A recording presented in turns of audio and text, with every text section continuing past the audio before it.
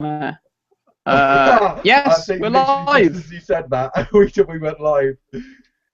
Hey, we are live on the YouTubes. Oh no, we haven't got Hello, the everyone. effects control, have we? So we can play applause. Oh, I do. Hang on. Oh, yeah. Let's we'll do it again. We'll do it again. Hold on. All right. Well, yeah. Uh, That introduction didn't happen. yeah, that was a warm up for Yeah. those of you watching at home. Yeah. That one person watching at home That one, that one person. who's been sat by the computer all day just waiting for it to.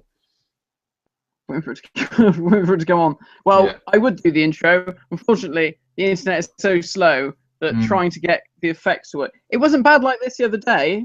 It was fine the other day. This is very annoying. Yeah. Right, I'm going to actually close some of these tabs. I've only got like 3 tabs open. This is fascinating viewing if you're watching at home. Right. I'm going to close that. So I hope people. One person's watching.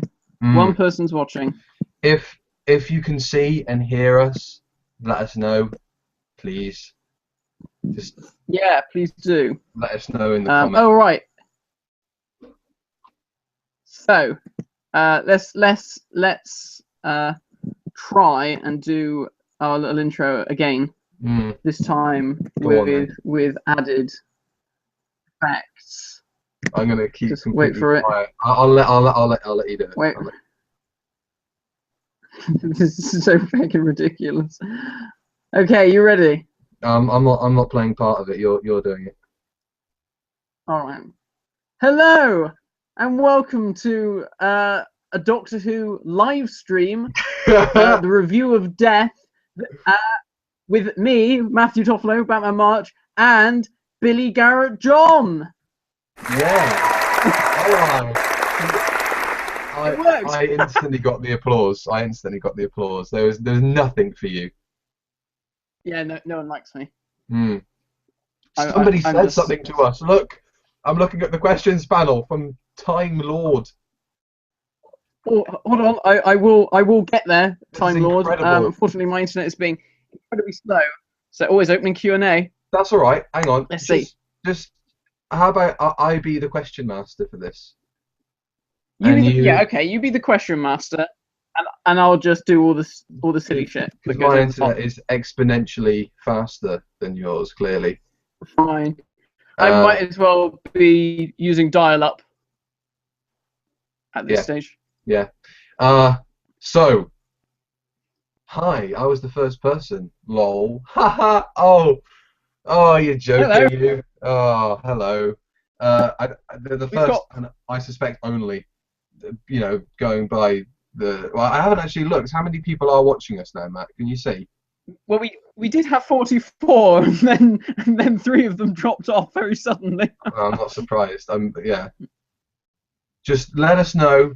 Can you hear us? Can you see us? Is everything all right? Is everything cool? Because this will be a piss poor live launch if it doesn't work.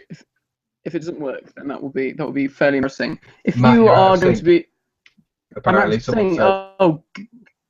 Oh dear. Well, because Billy is the question master, I'm going to close my internet entirely and just leave this open. So I should be back. If I am in sync, do leave a comment and let Billy know. I'm in charge of everything. Billy is the master. Oh no, I can't. I'm not going to try and do Roger Delgado because it's not going to work, is it? No. You need the beard. Yeah, I had a shave the other week. It's just not happening, is it? Yeah. Right. Let's get some questions going. Should we explain why we're here first? Okay, yeah, that makes sense. Go ahead. Yeah, so we're here today off the back of the podcast we did last week that came out last Saturday. This is basically a sort of like a spin-off from that, where we're going to answer your questions and things, and probably talk about some other Doctor Who stuff that comes up here and there. And it's just basically a launch for the podcast. Everyone seemed to like what we did. That was only a first go. And yeah, this is just basically to say that we're going to be doing more, and we hope you'll be there to listen to the rest of our ramblings. And we thought we'd do something a bit special with this little hangout. So, as the question master, I went a bit Tom then with that hand. That was a bit weird. I'm going to take to your Facebook page, and I'm going to basically look at what we got, the stuff that people gave us as questions over the past 22 hours. As long as that has it. Yeah, I do feel a bit like we're presenting a live launch of Big Brother, except with an audience of 44 people, more people are watching than on Channel 5. That is probably true. Okay, we've got 51 now. 51. Move you down. 51 people. Oh my god. Okay, right. 51 bodies. Oh, that's mad. What are you doing with your life? No offense. Please stay. Okay. Right. Do not offend our audience. No. Well, we are our own audience. We're all in it together. That is true. We are all in it together. We're all loonies together. That's what I'd like to say. I'd like to make a T-shirt with that on, but we're all loonies together. Yeah. And then a load of nerds holding hands. Okay. I'm going to randomly select these questions because we got some really, really good ones. And we also got, well, the most recent one we got was to do with, we won't mention that. Part of me thinks that it should come up somewhere. Well, that'll be our finale. Finale. Okay, right. So let's just dive in. A random question. What are yours, Matt, and Billy's most favourite audio stories, and why? I think we've touched on this now and again, and it seems to be a question that does pop up quite often. Yeah. So, Matt, jump in. Tell us, what is your favourite Doctor Who audio story of all time? And don't say Doctor Who and the Pescatons or something stupid like that. Slip back. Is it Ghosts of End Space? The Ghosts of End Space and the Paradise of Death. Yeah, they're meant to be awful, aren't they? I think I've heard Paradise of Death. Oh, have you? Yeah, I've not heard any of them. Yes, my favourite Big Finish audio story is Master, the Sylvester McCoy story that was released for the 40th anniversary back in 2003. I actually have it signed by Joseph Lidster, who wrote the story. It's a fantastic tale, very dark, very gothic. Geoffrey Beevers is superb as the Master. It's just a very great, haunting sort of a story. Some elements of the mythology are played with that really does cause some diversity between fans. Some people really like it, some people hate it. But I actually don't mind it. I think it's all right. But yeah, that's my favourite story. I'm sure there are others that are equally as good. I mean, there's some brilliant ones. I'm just looking up at the shelves over there because I only have the 8th Doctor CDs up on display because I simply don't have the room for the others. They're in that wardrobe back there, in case anyone's wondering. Yes, but there are some brilliant ones. Oh, that's where he keeps the bodies. that's where the bodies are kept. Minuet? No, not Minuet in Hell. What's the really good one? Paul McGann, Rob Sherman. Times of Midnight. Oh right, yeah. Times of Midnight. That's another excellent story. And To the Death and all those 8th Doctor stories, they're all very good. There's some brilliant ones. Too many, but Master is probably my favourite. What about you, Billy? My favourite. I've got a few that are sort of guilty pleasures, I think you consider. Yeah. But not because they're really good as well. I really like Fanfare for the Common Men because of all the Beatle references. I really like the Scorchies I love that story. But I think probably my favourite Doctor Who audio drama of all time is The Holy Terror, with Colin Baker and Frobisher, because it is probably it's just so gruesome and grim, and that scene where what's his face gets ripped apart by that weird little child that's actually an old man. It's amazing.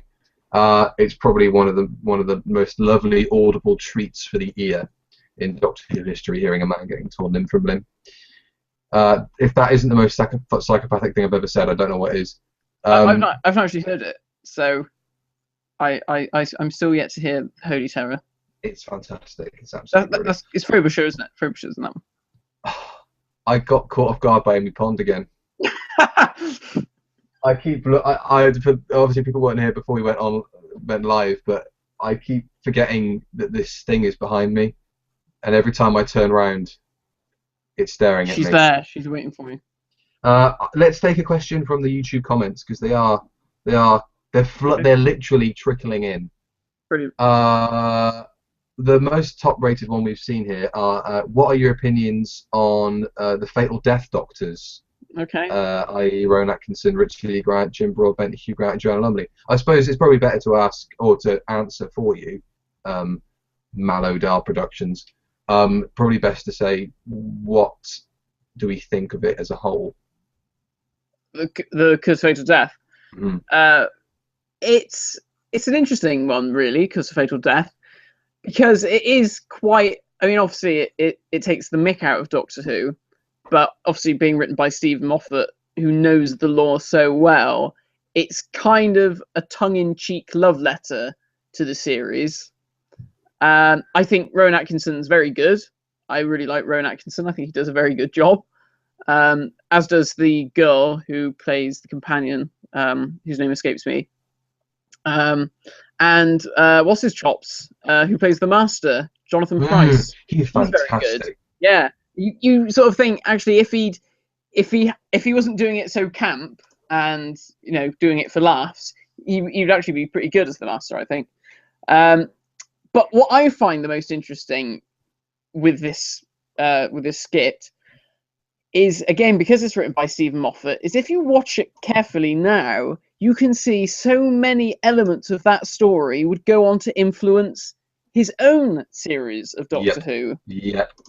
Like the Doctor getting married and all the sort of, I don't want to say timey-wimey stuff, but that kind of thing about, oh, well, I've gone back in time and had dinner with the architects, and oh, but actually I went and saw the architect for lunch earlier than that, and it's not really that far away from some of the stuff we've had in recent years with Doctor Who.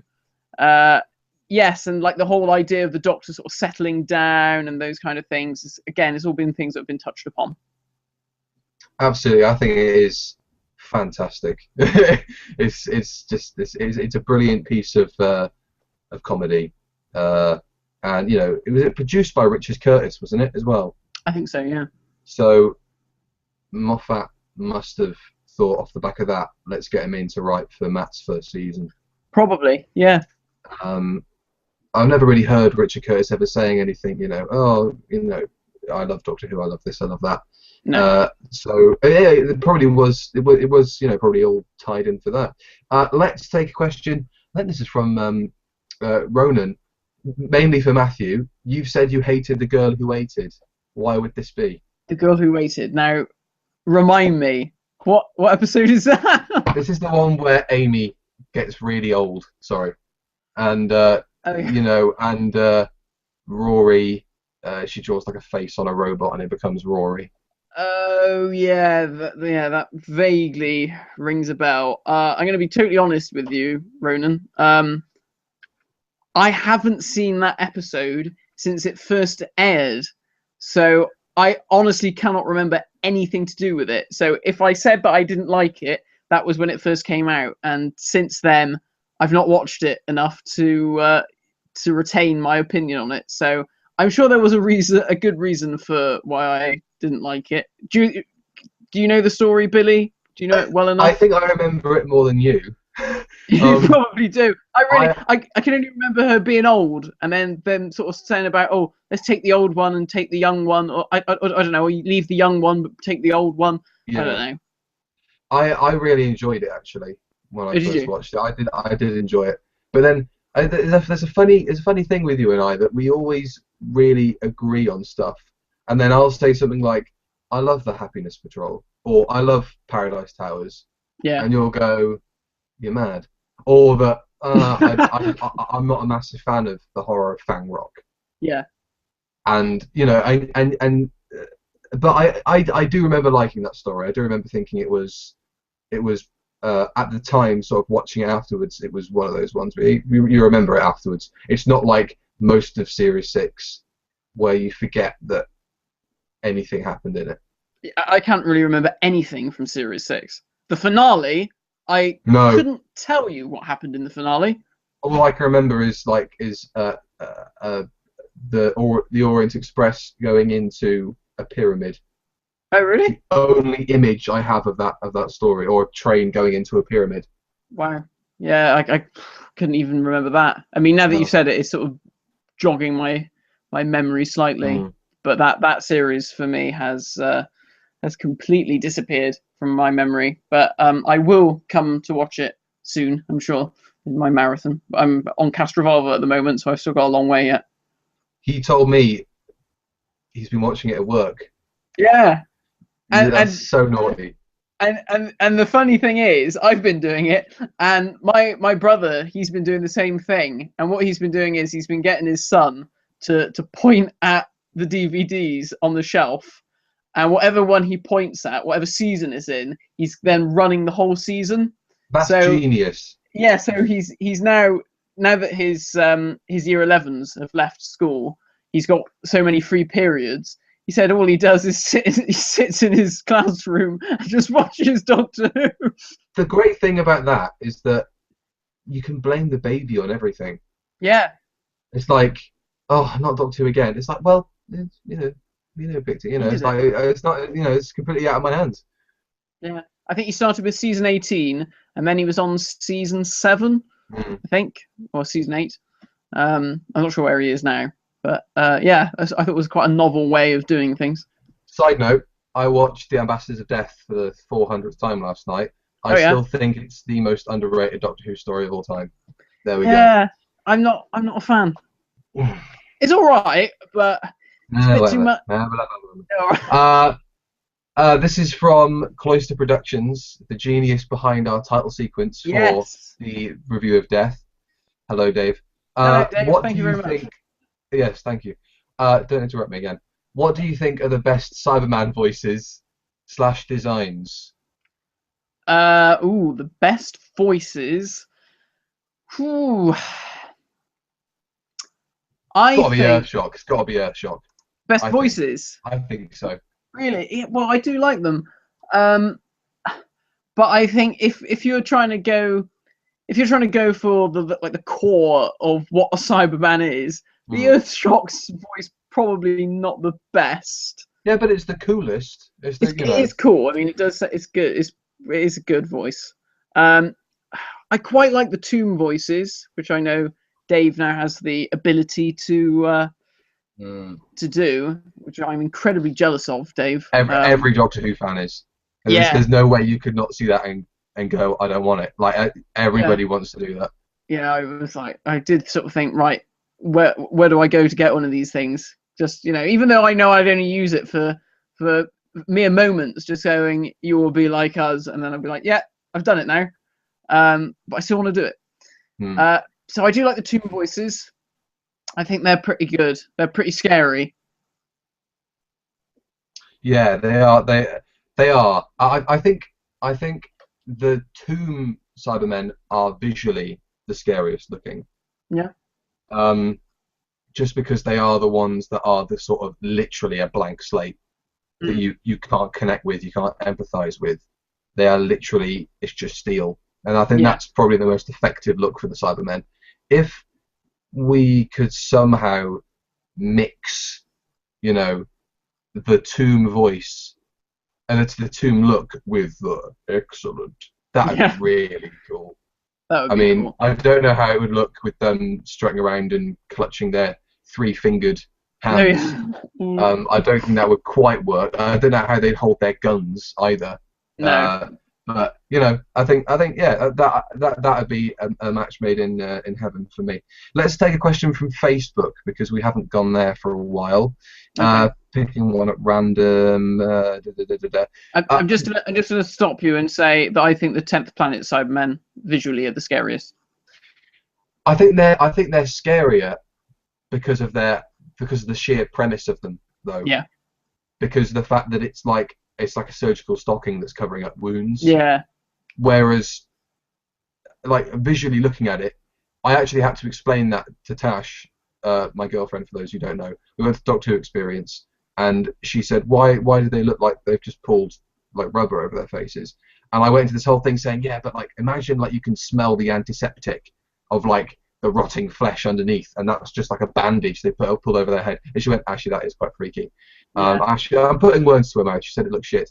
Question from Facebook. Considering the newly announced Classic Doctor New Monsters audio range, we've slightly touched on this in one of our videos. Which Doctor and Monster combination would you like to see the most? I would like to see. Right, hang on. I've got to try and think of some new series monsters now, because I don't know them as well as the old ones. I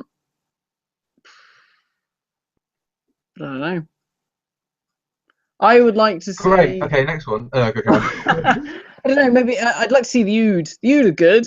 The Ood were all right. I think they could come back again and do something.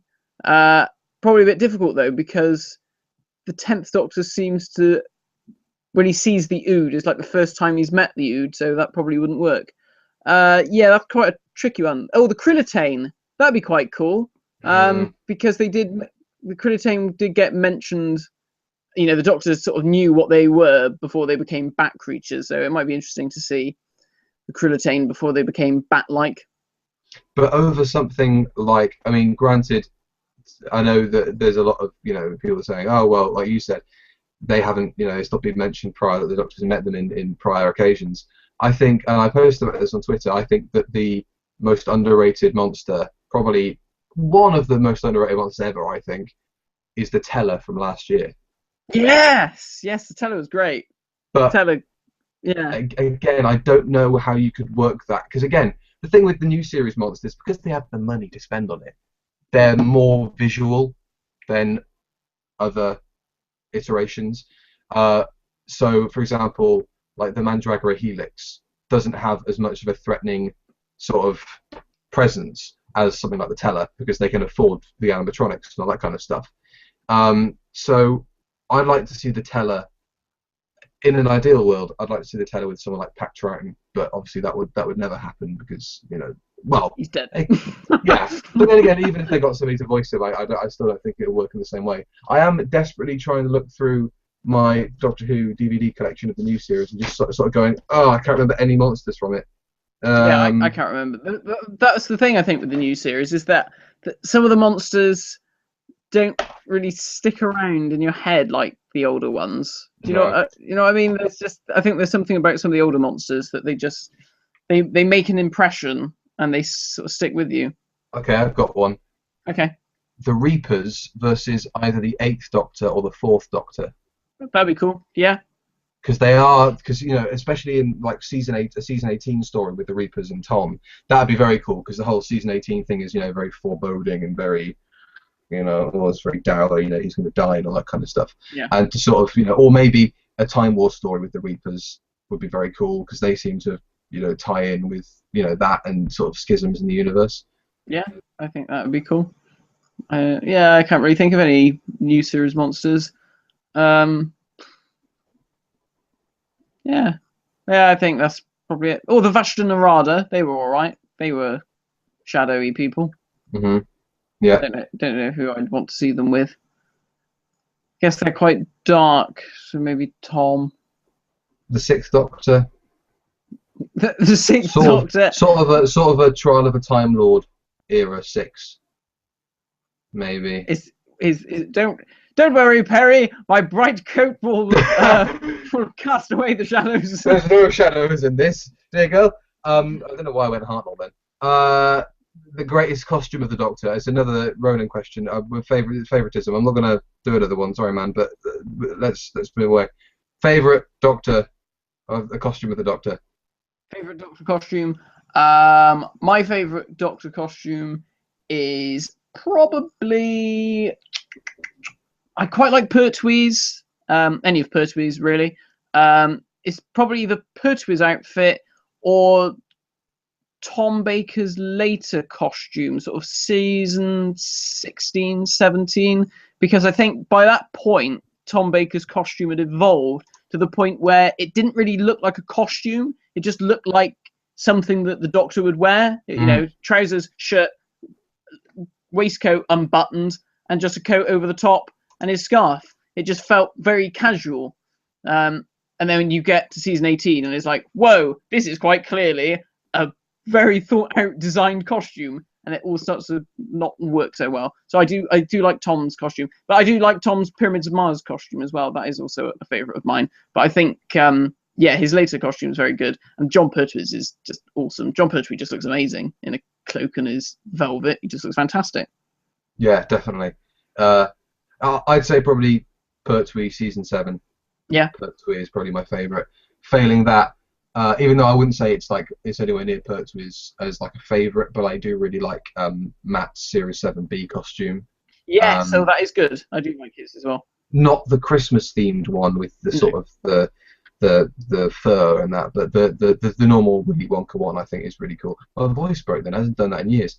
Hi guys, this is from my my little preview video about the Q&A which I uploaded earlier today. It's me in bed if you haven't seen it already. It's absolutely no, I have not. I haven't seen that. It's very saucy.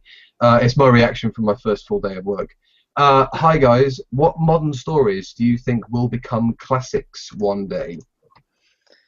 Ooh, I think we've already had a few. I mean, Blink has become something of a classic, hasn't it, in its own right? I think the gas mask episode, that's sort of become a bit of a classic in its own right, because it's you know it's become a classic when it is still stuck in the public consciousness. So you could turn around to anyone and say, like, oh, the Weeping Angels, and most people would get what you were talking about, even if they didn't watch Doctor Who. They'd have an idea. And I think the same with the gas mask zombies. It was because it was something that hadn't been seen on TV before, and it was, you know, Doctor Who had just come back, so it was all fresh, it was all new and exciting, and all these things seem to sort of stick with people.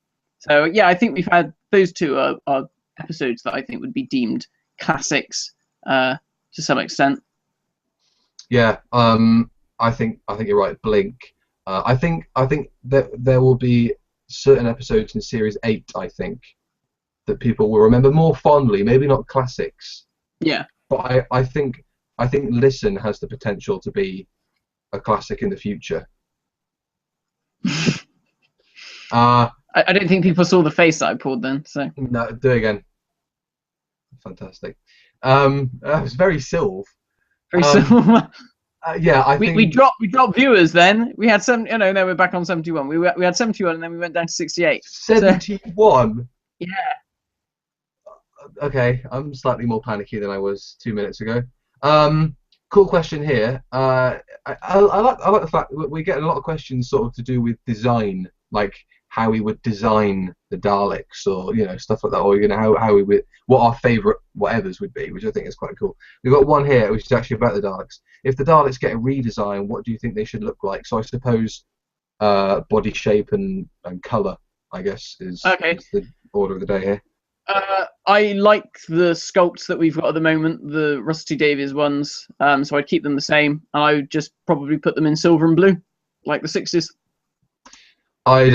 I think I'd introduce more of a hierarchy again, in line with the movie. Paradigm.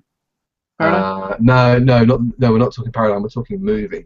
We're talking movie, sorry. Proper, like, so a metallic look. Yeah. Oh yeah, the good ones. Because they do look, they do sort of still look like MDF that's been painted bronze.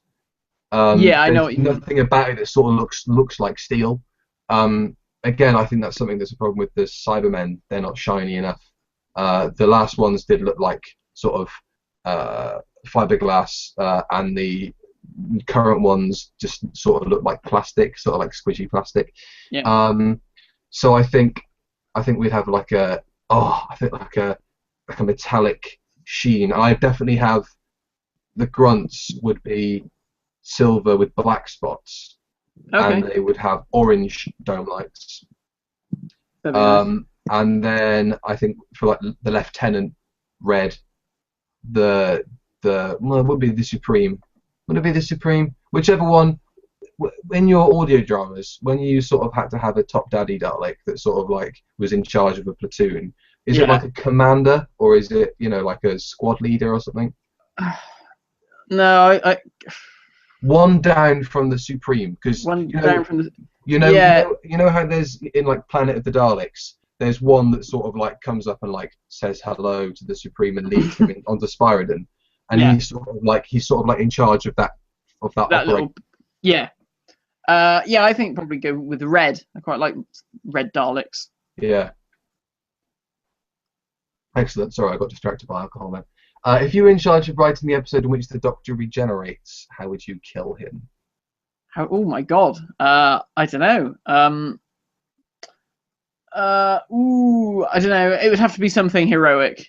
You'd have to go out in the blaze of glory, but without any like massive speeches about, you know, oh, how I loved being this Doctor, or oh, how I love you all. You know, just like get on with it. Although I did like the way how Christopher Eccleston's Doctor actually turned around to his companion and said, you know, something's going to happen now, and I'm not going to be here anymore. So I think something like that would be nice, because I was watching Legopolis and Cast Revolver, and it just struck me, having now seen so many new series Doctors where they take the time to sort of talk about regeneration and prepare the characters. Here, you know, the fourth Doctor doesn't turn around to anyone and says, wait for it, I'm going to turn into a completely different man. He just does it, and everyone around is just like, fair enough. He's Peter Davison now. Well, why not? No, Tegan doesn't like stop and go, blimey, what the hell's happened here? That was an amazing accent. Yeah, thank you. You know, she just doesn't stop to think about it. She's just like, all right. None of them do. It's madness. I don't like the way Tegan's written in at all in that story, because she doesn't seem to question anything. She walks into the TARDIS and she's not like, holy shit, this is what is this place that I've just walked into? It was a police box. She just walks in and she's just like, oh, must be aliens. Oh, all right. Jump to that conclusion. Fair enough. Yeah. Yeah, I forgot what the question was. Sorry, my rambling. No, it was how would the Doctor die? I've always had a bit of a fantasy about the Doctor dying. Fantasy? Shut up. About an idea, you know, yeah, shut up. A fantasy, yeah. That's fine. That's okay to say that. I'm not writing fanfic. About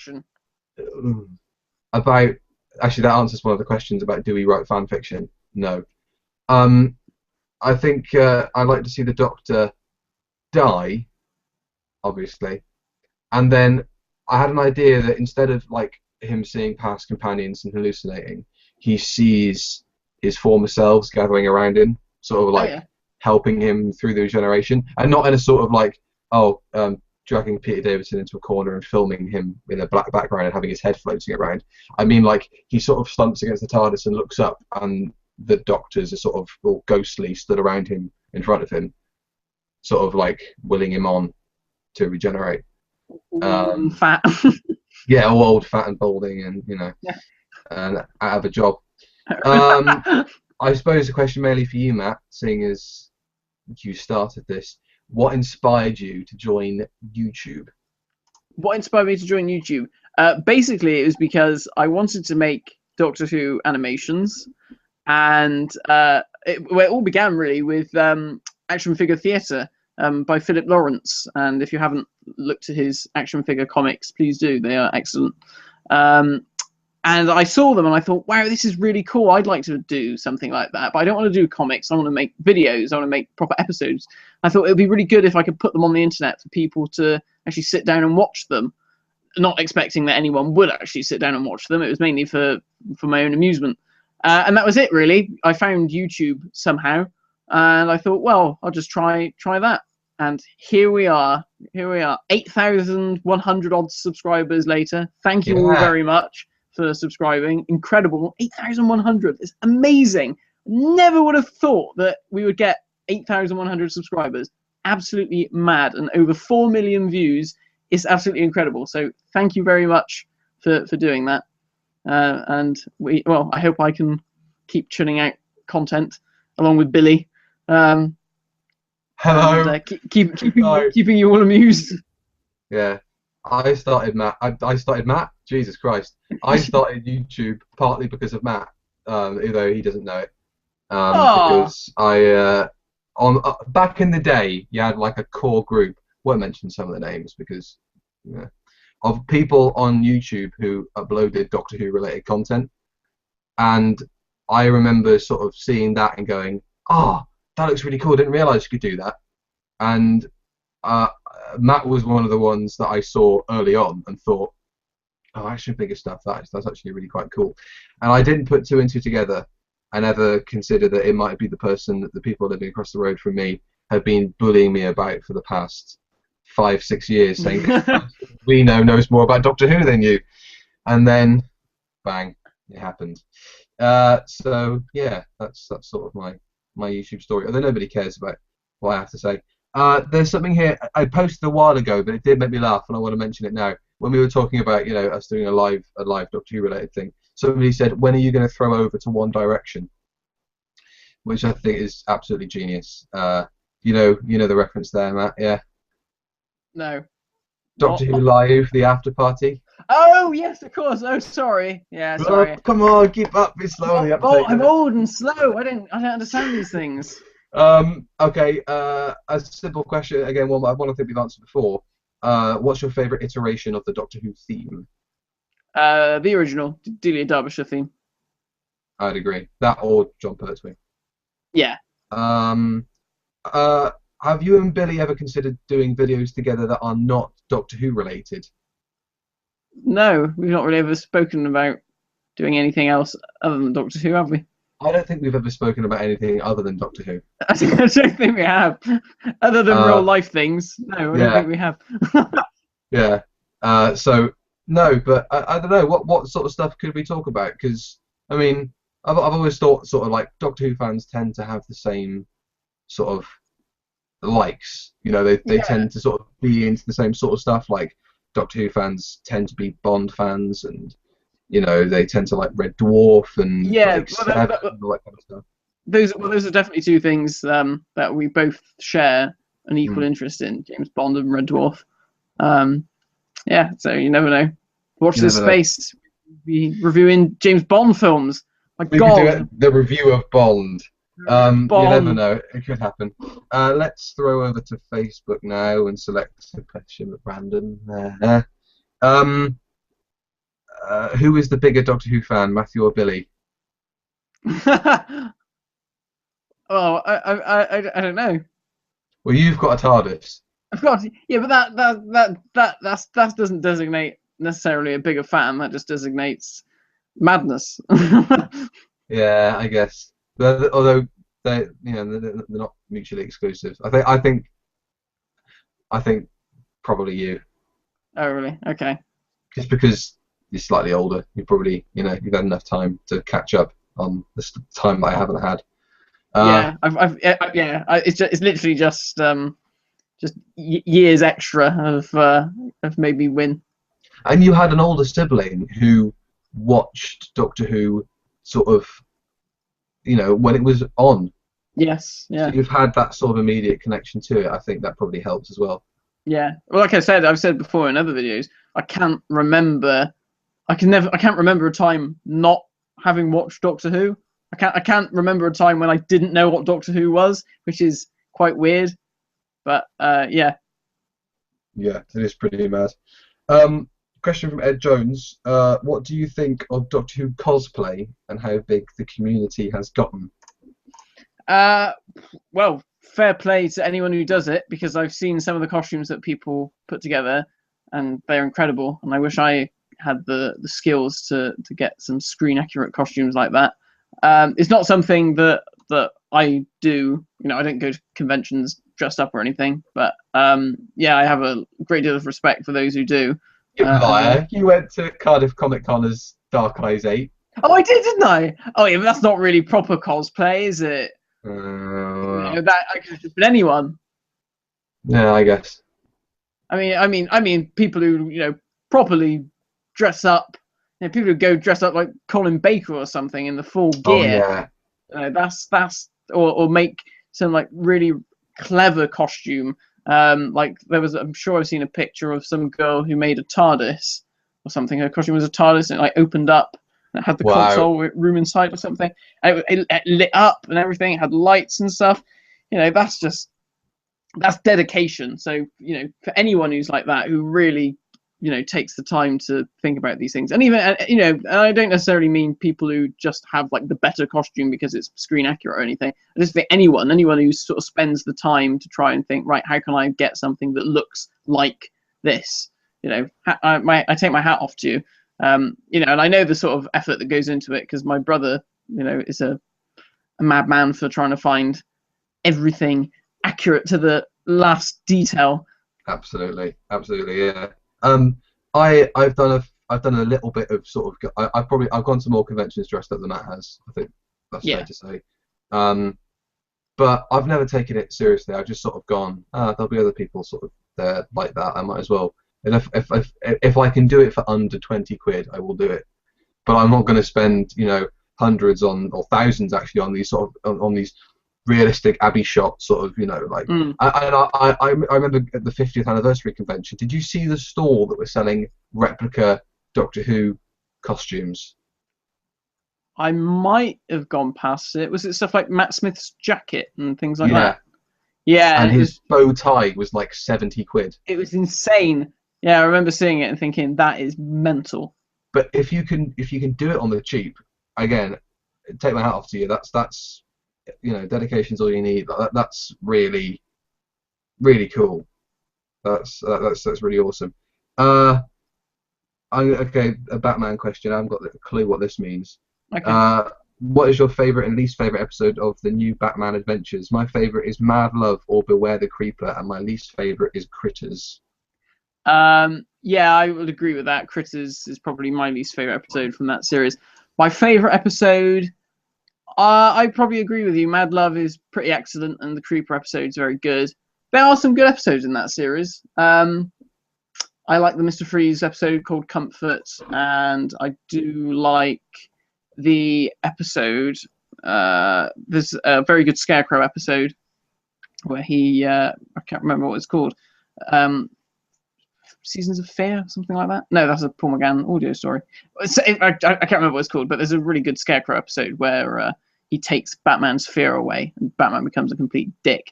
Yeah, but there's some good episodes, so I would agree with you. Yeah, Critters isn't very good. It's a bit crap. Billy's fallen asleep. Are you done? No one can ask me questions about stuff I liked. They don't know what I like specifically. You've built a channel up on... Who's your favourite Beatle, Billy? I'll wait for someone to ask me that question. No one will, but we'll see.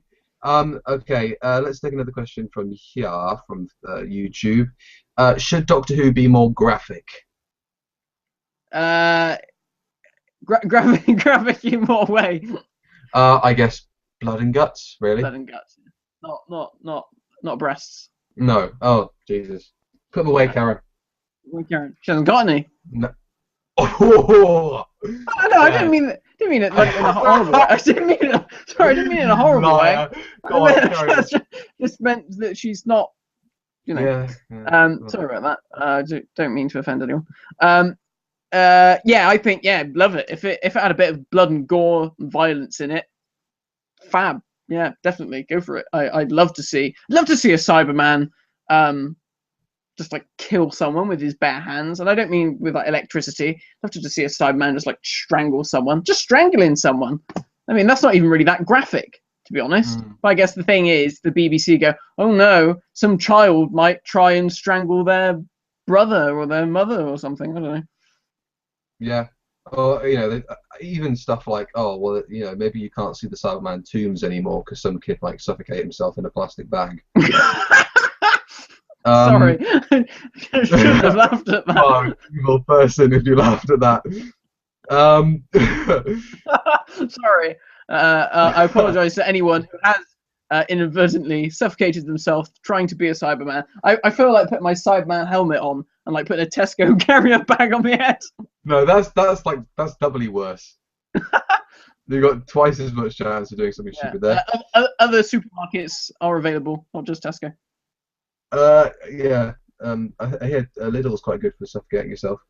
Are there any non-canon or off-screen costumes you guys enjoy? For example, Colin Baker's black leather trench coat, or McCoy's costumes in the Virgin New Adventures books?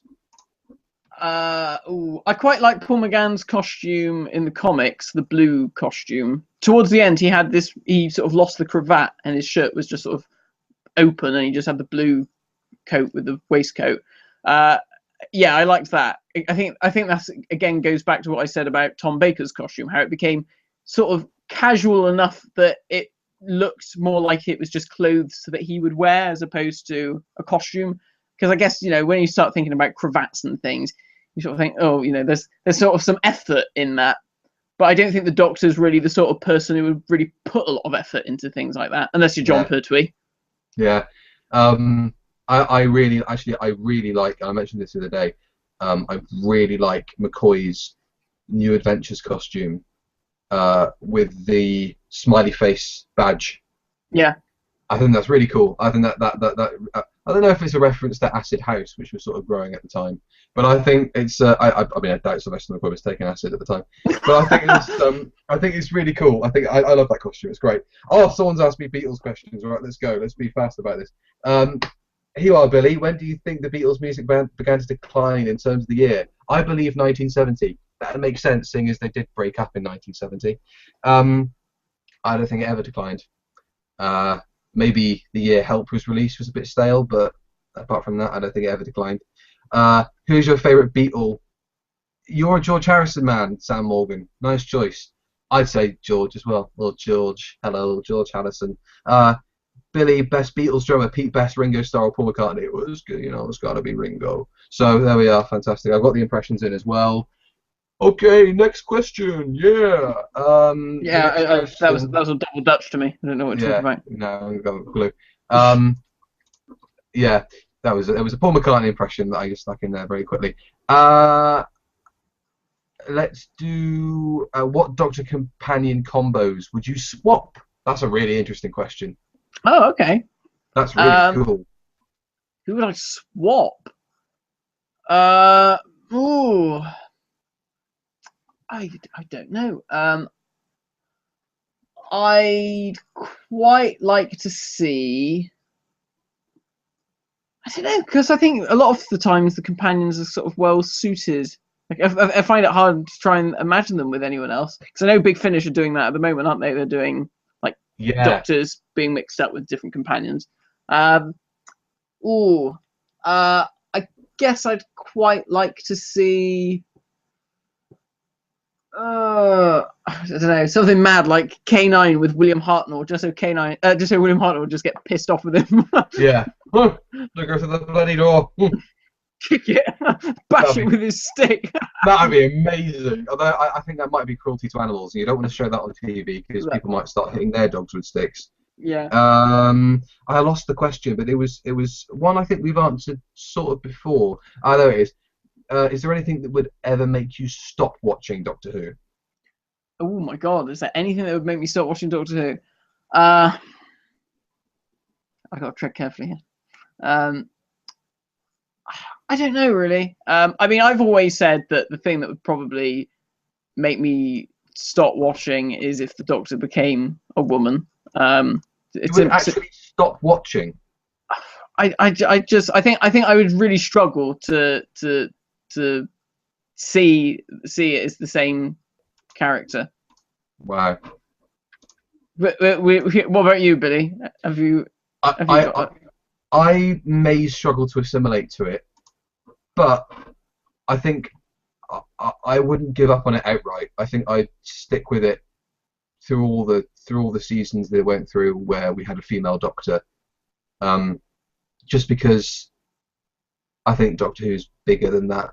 It's Doctor Who's bigger than the person that's carrying it. I think arguably we could say that's a similar reaction to people who really turned against Matt Smith and Capaldi and stopped watching it because of that. But that was an age thing, and the Doctor could be any age, but as of yet he can only ever really be one gender that we've seen, or one sex, I should say. So I think I wouldn't. The only thing that would stop me watching Doctor Who is if, oh God, I don't know, maybe if it was on CBBC or something really stupid like that, like I might not bother watching it. In the same way that I didn't catch up with the Sarah Jane Adventures when it moved straight to CBBC. I mean, I guess I'd be the same. I guess if a woman was cast, I wouldn't boycott it outrightly. I guess I'd still tune in to see how they did it. But I think it would be, depending on how well it was done, that would depend on whether or not I'd carry on watching it. I guess I don't know. I hope it's not something that I ever have to face. Well, we've still got decades of Doctor Who ahead of us, and that ties in nicely with our next question. Oh, that's my radio skills coming in there. What is our favourite decade of Doctor Who? 70s, but 70s. early 70s. 70 to 76. 77. Bang on. Yeah. Bang on. There's a question here. A lot of them are fandom related, so let's take one of those. There's a question here about what we think of other Doctor Who fan communities, such as Five Who fans and Aimless Wanderings audio series. I don't know it, I'm afraid. I don't know the Aimless Wanderings audio series. But yeah, I know the Five Who fans, and they do some good videos, some funny sketches and things. Yeah, I like their stuff, bits and pieces that I've seen, different things. Yeah, they are cool. And I know you told me you saw Billy Tracy in a refectory. Yeah, he goes to my old university, and I saw him at the refectory, and I did contemplate going over and sort of saying hello, but I was with my girlfriend at the time, and she didn't want to be inundated with Doctor Who talk around. I know, but that doesn't change sort of wherever you go. If you've got a better half that's that knows you like Doctor Who, they're never going to escape it. No. This is something we've talked about quite a lot together, but Well, I mean, I already said to you, Billy, that that one of the reasons that we're moving into that flat is because it looks like the house from Day of the Daleks. So yeah. Well, there's plenty of opportunities to recreate if you can bring your Dalek along with you. Yeah, well, that would be the time to do it. Cool question here. Actually, quite a difficult one. Would you rather have a redesign of the Silurians or badass Sea Devils in the new series? That's a tricky one. I feel like we've already had the redesign for the Silurians at least for the next couple of years.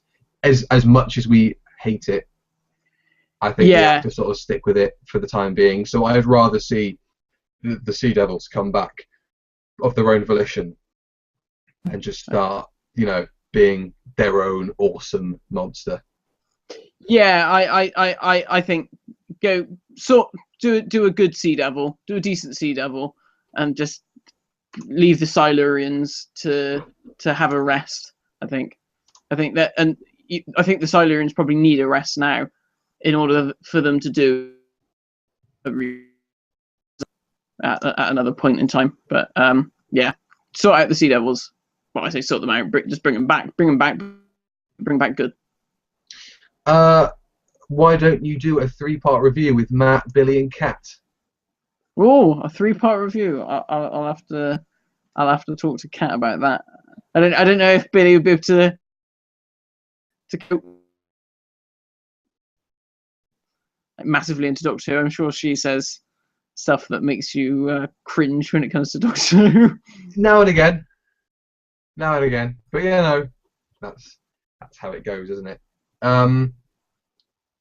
Let's pick a couple more because we are coming towards the end of the hour, and if anybody else can see the way that Matt's camera is reacting to being online for this long, I think it's time for bed. Oh, is it going funny? Is it? It's messing a little bit. So we'll see. Well, let's gently plow on and see how we go, because I feel like we're losing him slightly. Are you still there, Matt? I can hear you. You keep sort of disappearing. Who's the one that's messing up, viewers? Do tell us, and then we can leave a question. Leave a comment. Okay, let's take a question from YouTube. Somebody said, personally, I would have him burned to death. What? The Doctor? I don't have a clue where that's come from. I imagine that's from the how would you kill off the Doctor, like for a Regeneration story. Oh God.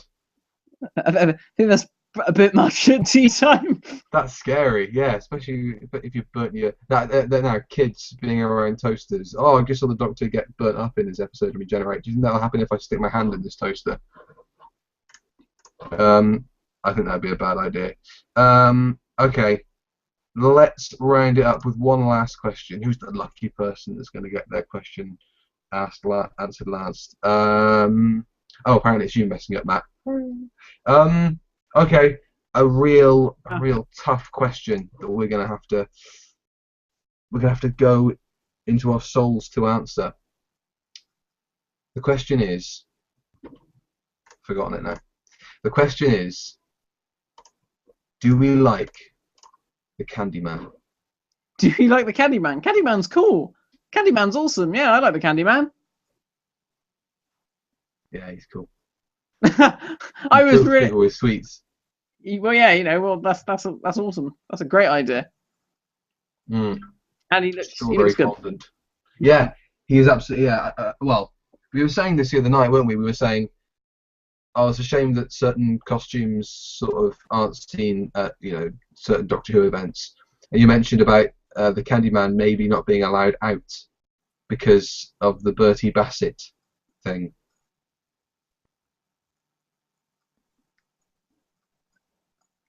I've lost you, I'm afraid. Okay, we're having a communication breakdown. I think we'll just take it as read that we both like the Candyman. Yeah, Candyman's great. And actually, one last question. I saw somebody post, Matt, will you ever get rid of your action figures? Again.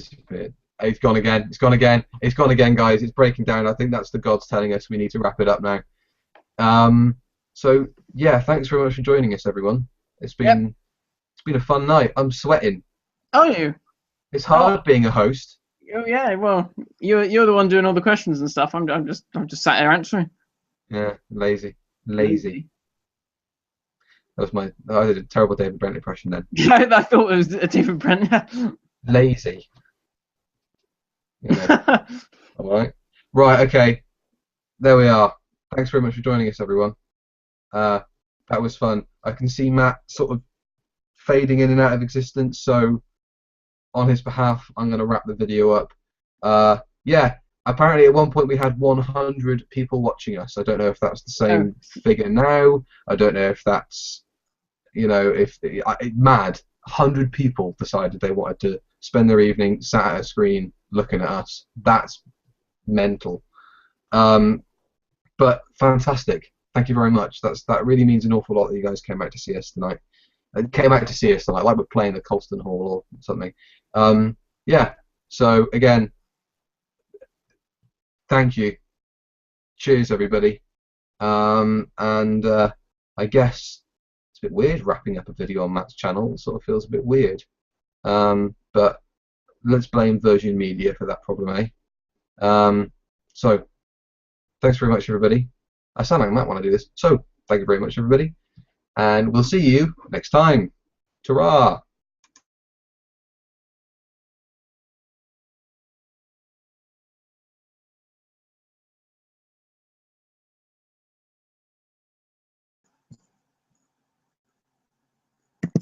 Hello? You still there? Where have we gone?